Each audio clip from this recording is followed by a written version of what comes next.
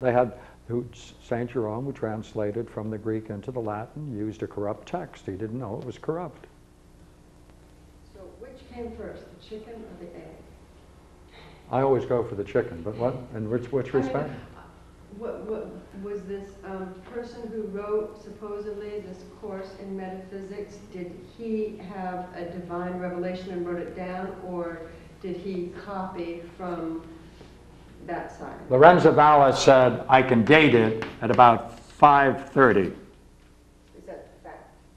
And that turned out to be, now scholars accept that it is a forgery. It was written at 530.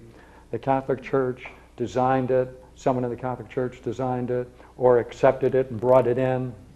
In any case, they were fooled and they considered that to be a divine source, but it wasn't. It was actually produced in Surrey in 530, 532. So did anybody on the Bible side of this question actually have a divine revelation to? No. No. No, no, no. But it's nothing that a nice little inquisition couldn't tidy up. Yeah.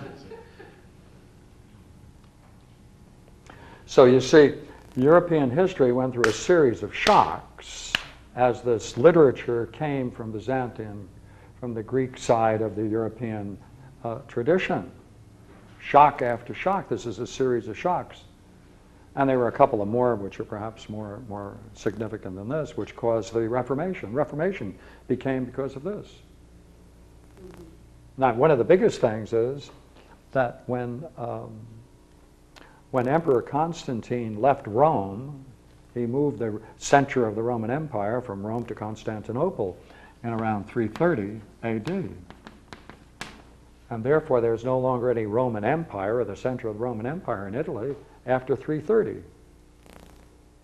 When he left a document saying he gave the right of the Catholic Church in Rome, the right to collect taxes, raise an army, and to be the sole arbitrator of religious matters throughout all of the lands to the west of that line, Italy.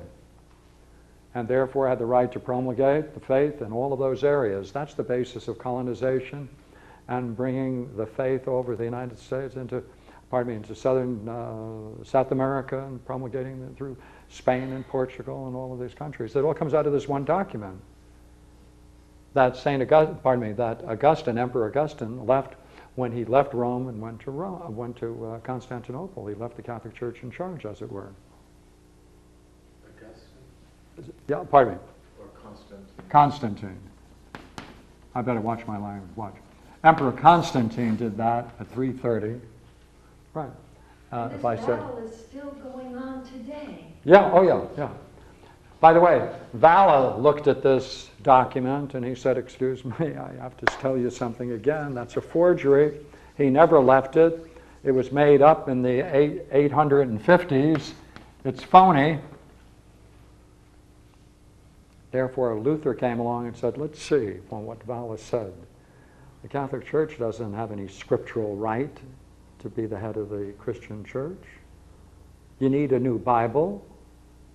You don't need metaphysics. It's a forgery. Therefore, he said, I think I'll translate the Bible into German. And that started the Reformation in 1525, right? Natural consequence of one man's work, Lorenzo Valla. Valla is Spanish? Valla? Lorenzo Italian, I believe. Whether he's Spanish or I've up to this point thought he was Italian. So you're asking me a question I thought he was. Yeah, yeah, giant of a figure. Now, see, when Casaubondu did this, which broke the back of the parallel thesis, now it meant that this is heretical. All of this Plato, everything I'm doing tonight is all heretical. You can't reconcile it. It's not partial revelation. You don't need the divine revelation. You don't need faith if you can use reason. Uh-oh, crisis. One of the greatest inventions of Europe in the 13th century was really tremendous. The 13th century invented the university. Arabic works were coming in from Spain. Mathematics, medicine. Aristotle was coming in now from Spain, not from the Byzantium period, but Islamic Spain pouring in. The church was upset by the new heresies coming into Europe. They instituted one of the great systems called the university. Every university, you can check every one of the charters of the university, you can always see it as always up front. The term professor, the early days in the 13th century, they had readers because most students couldn't read during those periods. They couldn't read. Therefore, a reader would read them the texts. Now, a professor professes, that's where he gets his name. He professes the faith. And it's his specific job given to him by the church, and most universities was an appendage to the cathedral, the rectors, and it was his duty to stand between the students and the book. And any time the book would challenge their faith, it was his job to profess the faith and slant the text to save the student from being in contact with the direct experience of the text.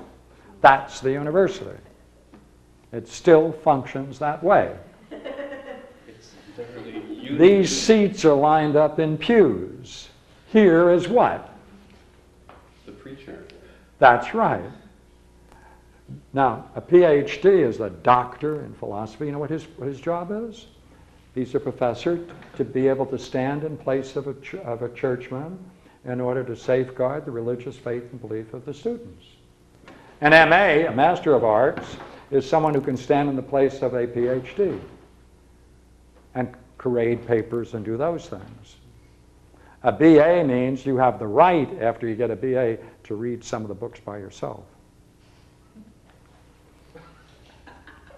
So to answer your question, you know what we did in Europe with Plato? We put it in the universities. That's the only place we teach it. And now we teach it in such a way that no one gives a two damns about it because it's watered down, made intellectual. It's lost its spiritual roots. It has nothing to do with enlightenment. It has nothing to do with the vital spiritual nature of man. And therefore we've emasculated them and hung them up to dry. That's what universities do. And you're saying that even someone like Jung, as broad-minded as he was, is still doing it. He's avoiding Platonic thought as spiritual. Yeah, but at least he's bringing in the psychological side of philosophy. Isn't that curious? But no one in philosophy today takes this psychological description of philosophy and talks about Plato in view of this. We have emasculated our own spiritual tradition. And it's far more profound, by the way, than anything in the East. Yeah. What happened to that course in metaphysics on the right-hand side of the book? Nobody reads him anymore.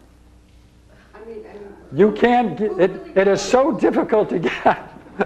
was it good? Was it bad? Was it right? Oh, it's magnificent. It is some of the best and most interesting writing you can find.